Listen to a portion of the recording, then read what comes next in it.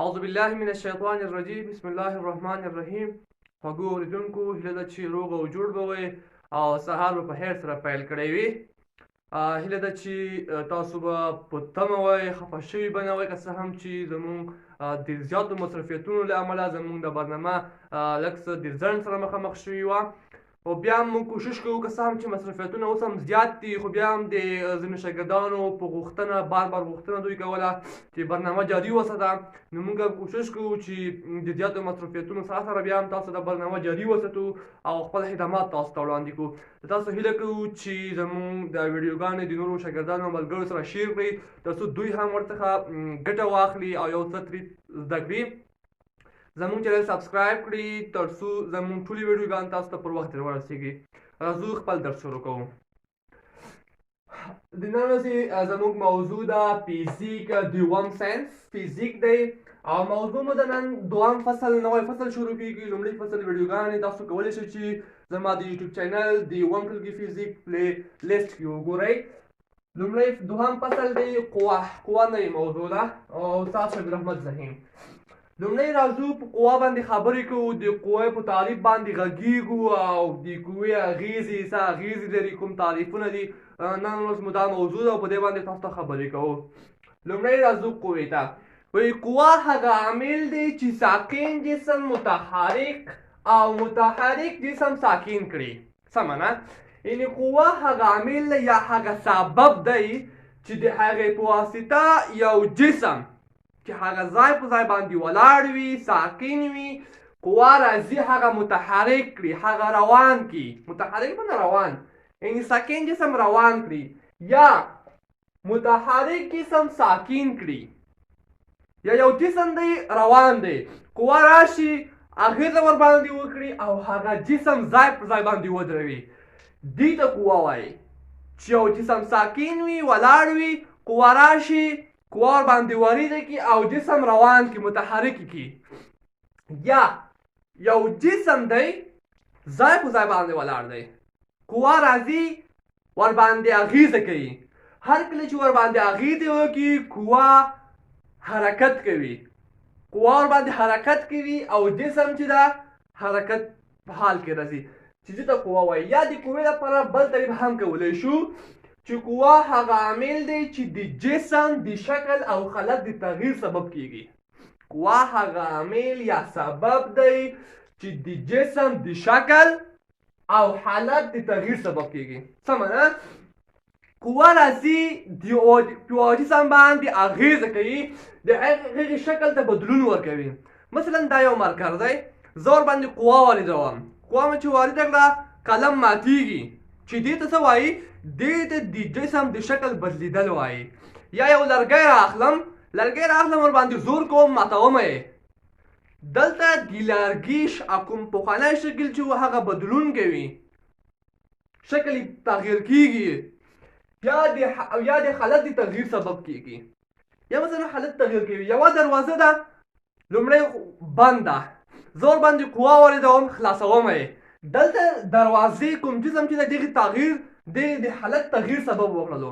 یا ښه مثال، یو جسم ځای په ځای یخه ده، زه ورباندې قوه واردوم. یا مثلا یو توپ دی، د فوټبال توپ دی، ځای پر ځای یخه دی، زه لګت ورکوم، دی روانېږي، حرکت کوي. د جسم حرکت د جسم د کوم حالت چې د توپ هغه بدلون کوي چې دې ته د شکل او د حالت تغییر سبب ویل کېږي. لکه دلته ما ځینې مثالونه لیکلي دي، لکه د روان موټر درول. یعنې قوه کولی شي چې یو روان موټر وي هغه ودروي. موټر روان دی، قوه ورباندې واردوو. لکه هغه بلکې د بریک ده، بریک هم یوه قوه ده، په موټر باندې واردېږي. یا موږ ورځو یو څو نفر یې ټینګ نیسو، موټر درېږي، دې ته قوه وایي. یا د ساکن موټر روانول، یو موټر دی ولاړ دی، قوه ورباندې واردوو. مثلا موږ ورپسې زور کوو، د شا طرف نه موږ ورپسې زور کوو، په دې موټر پسې موټر روانېږي، چې دې ته د ساکن موټر روانول وایي. یا د لرګي ماتول، یو لرګی راخلم زه یې ماتومه، دلته د لرګي شکل بدلون کوي. دا ځایو کې په دې دواړو مثالونو کې د جسم حالت بدلون کولو، دغه ځای کې د لرګي ماتول د لرګي د شکل بدلون ده.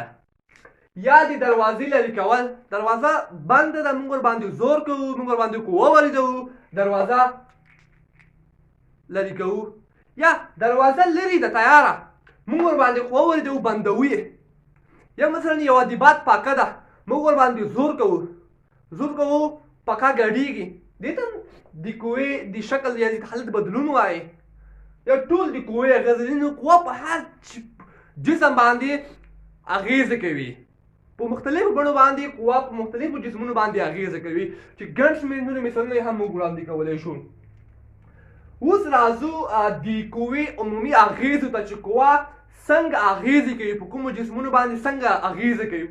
قوه چې په مختلفو جسمونو باندې مختلف ډول اغېزې کوي. لکه یو سوی دلته ما لیکلي، تاسو زه یو تشریح کوم. لومړی دی چې موږ یادونه مو وکړه د یوه جسم د حرکت لامل کیږي. یو جسم په حرکت راولي، یو جسم په ځای باندې ولاړ دی، قوه راځي ورباندې اغېزه کوي، جسم په حرکت راولي. دا هم د قوې یوه اغېزه شوه. دویم راځو د یوه جسم د شکل بدلیدل. یو قوه ده په یوه جسم باندې اغېزه کوي، د هغې شکل ته بدلون ورکوي، چې دا هم د قوې د شکل په دې په واسطه د قوې شکل بدلیږي. مرکز ماتوم، قلم ماتوم، یو بل ځای خښ ته ځای ماتوم، د هغې جسم شکل ته ما بدلون ورکړلو، دا هم د قوې یوه اغېزه ده. دریم ته راځم چې یوه جسم د سرعت بدلیدل. یو جسم دی په خط تیز سرعت سره روان دی، یو موټر دی چې هر څه وي، قوه راځي ورباندې اغېزه کوي. هر کله چې قوه اغېزه کوي د ده سرعت کمیږي.